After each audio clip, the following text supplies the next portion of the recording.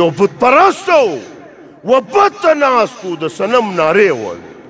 بت پرست دی، د صنم صنم نارې وایي، صنم صنم صنم صنم. د غی په غلطي صمد تورې جن ووتي، آواز رالی چې لبیک حاضر یم زما بنده.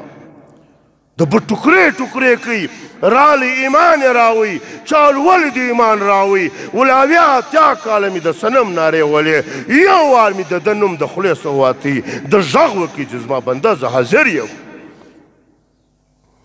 فرشتو د الله څخه پوښتنه وکړه، ول الله تا دومره ګناهګار و، اتیا کاله بت ته تېر کړی و، اتیا کاله د صنم صنم نارې وهلې، یو وار ستا نوم د خولې څخه ووتی، تا غږ پر وکړي. الله څه ورته ویل؟ ول فرشتو اتیا کاله د بت ته د صنم نارې وهلې، هغو غږ نه م پر وکړي، یو وار یې زما نوم واخیستی، نو که ما غږ نه وي پر کړی نو دی به مایوسه څه ووایي، پر ده به چا غږ کوه؟ سر مې نه شو پخلا چې د بت ته اتیا کاله د صنم نارې وهلې، هغو غږ نه پر وکړي، ما هم غږ نه وی پر کړی، زما او د بت څه فرق شو بیا؟ الله ډېر غفور رحیم دی.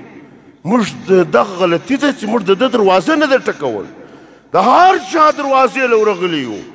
د بادشاه دروازه موږ ټکولې ده، د ګورنر د امیر ټکولې ده، د جج د امیر ټکولې ده، د هر چا دروازه ما او تا ټکولې ده. که مې نه ده ټکولې، د رب دروازه مې نه ده ټکولې.